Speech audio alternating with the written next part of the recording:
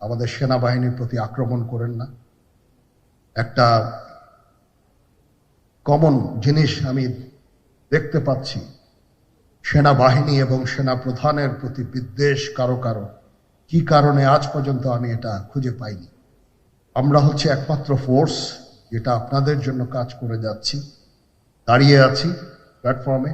Of course navy and air force, navy air force all, we all, আমাদেরকে সাহায্য করেন, আমাদেরকে আক্রমণ করেন না, আমাদেরকে অনুপ্রাণিত করেন, আমাদেরকে উপদেশ দেন।